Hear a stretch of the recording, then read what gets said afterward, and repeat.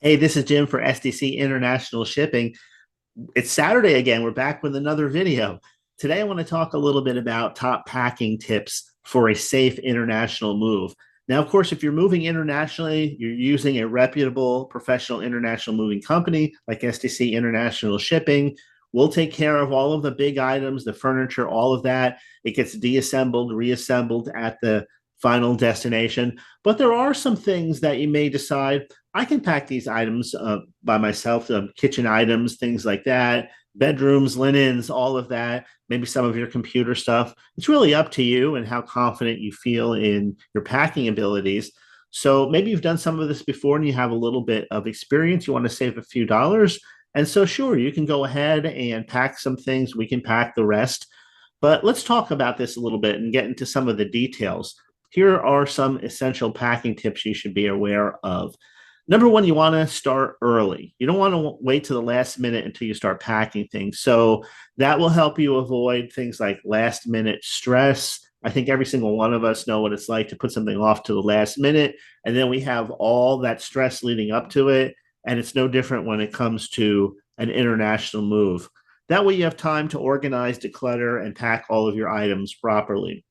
You want to use quality packing materials. Yeah, I know that all of this stuff today seems like it cost, twice as much as it did maybe a few years ago. But when it comes to packing materials, you really don't want to skip because we're talking about valuable household items, things that matter, things that are important to you. You want to make sure that nothing is damaged, scratched, bent, or broken in the transit.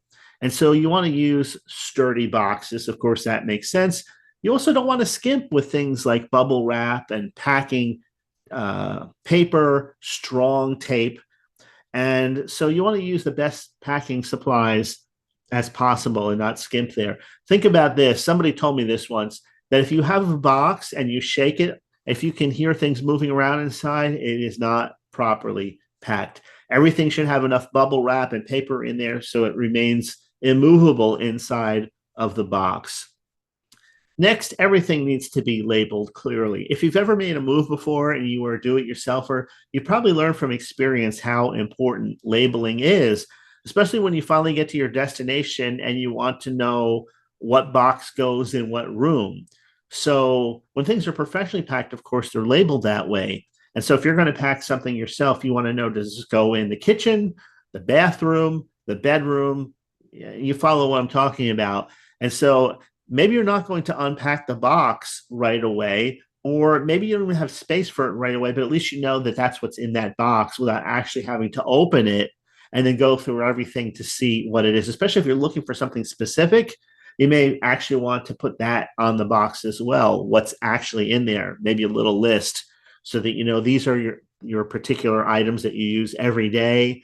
And with other things, of course, things that you're going to actually need as you're in transit, then you want to have those things available on your person. Those things need to be readily accessible. You don't want to put your records and visas and everything like that in a packed box. When somebody needs to see them, you want to have those records on yourself. So, of course, that's common sense, but some people, they just get so busy they don't think and they start putting things in boxes.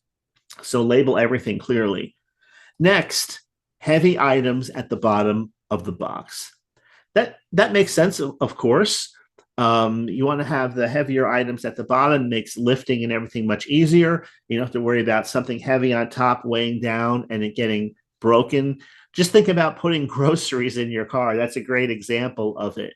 Maybe you have like milk or something on top. You don't want that to be on top of the eggs as you're putting the bags in your car or in your trunk.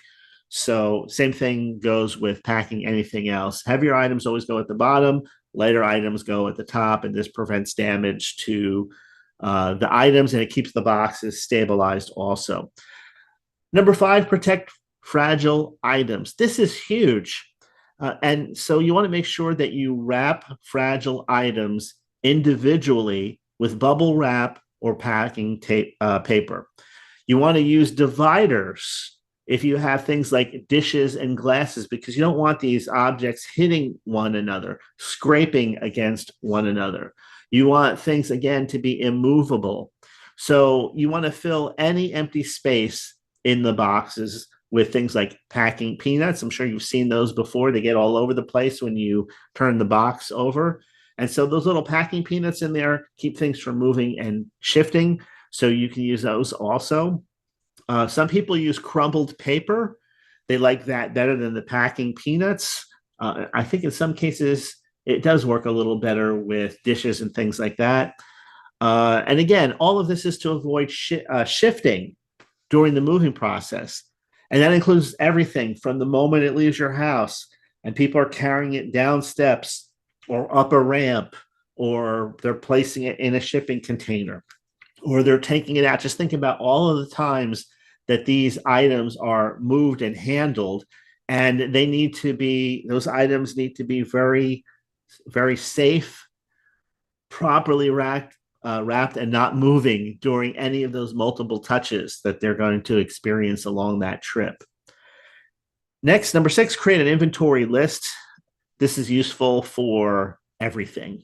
This is useful, of course, you're going to have the inventory list for customs. Maybe you have the second copy of that inventory list that you keep for yourself. Maybe you have your inventory list for insurance purposes, right? Because certain things are going to be covered for that. So you want all that taken care of. SDC International Shipping will help you through all of these. If you need help with any of it, how to understand how to arrange this. Again, if they're going to take care of all of the big stuff and you're going to take care of the little stuff, they're going to be there anyway on that day with you. So make sure that whatever questions that you have, they can answer. And if you are going to do the packing on your own, you're making sure that you do it correctly. And then consider professional packing. Again, I have to throw that out there because when it comes to things like insurances, if you want to insure, let's say, fine china, then you're not going to be able to wrap the fine china on your own. You're going to have it professionally wrapped and packed. And the insurance company is going to need proof that, let's say, SDC is the company that was hired to do the packing, that they packed the box. And then if something happens, then the insurance company can't turn around and say, well, it broke because you're not a professional, you packed it, you did it incorrectly, and therefore we're not going to reimburse you for any damages. So you understand why the professional packing is recommended so often, because of insurance purposes. So packing for an international move, packing for anything can be overwhelming. But when you think about it, it's the first step and a sequence of steps for you being able to start a new life in a new location. So don't let the thought of, oh, wow, I would have so much to pack, I don't know what would happen. People do this every day. If other people can do it, of all ages too.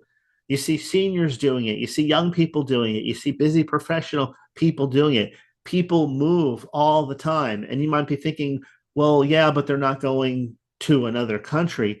But you would be surprised how many people from all countries today are relocating to other countries. It's not even an exception to the norm anymore. People are more versatile, more transit today than ever before. Matter of fact, the people that are born, raised, live, and die in the same town are in the minority now, not the majority, because people are going where there's opportunities, where there's work, where there's better quality of life.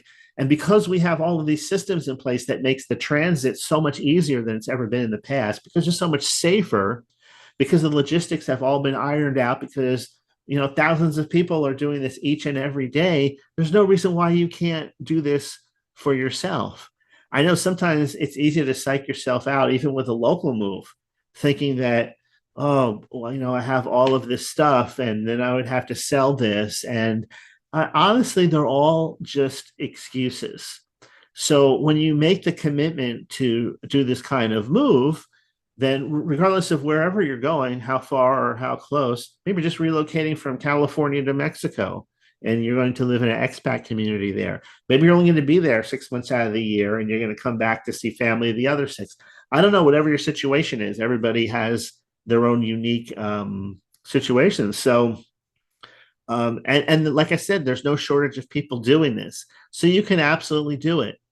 So make a list of things. And again, you start maybe a year in advance. You start getting rid of some things. You take it one step at a time. You cross these things off the list. So then when it comes time to actually make your international move, then you're already confident. You know what's staying, you know what's going, you know what needs to be professionally wrapped, you know the things that you can handle on your own, you know what needs to be insured, and you know what doesn't need to be insured. You've planned well in advance, you've talked to people, maybe you reach out to us at SDC International Shipping. You can check out our website at www.sdcinternationalshipping.com. You can call us at our toll-free number, 877-339-0267, or you can chat with us live on the website, and we'll help you navigate these little situations. We'll be there for you every step of the way, and you're not doing this on your own. So I want to give you more reasons than not. Listen, recently I saw a video. I could really relate to this because I heard people tell me this my whole life. They say one day when you're old and you're kind of like in your last uh, destination, your last home, you're not going to be moving anymore, you're not working anymore, you've already done all of it. As you look back over your life, and they interviewed people who were 85 plus, 85 to 100, I think a dozen of them, and they all said the same thing. The only things they really truly regretted, having looking back on them, were the things that they never tried. And it's okay if you move to another country. Maybe you're thinking, I would love to just retire to a tranquil place like Venice, Italy, or an Italian countryside, maybe Sicily, and just enjoy my golden years there and retire there in peace and quiet. And then you're there for 2 years and you think, you know what? This isn't exactly what I thought it would be. I think I'd like to return to the United States and be closer to some old friends and family.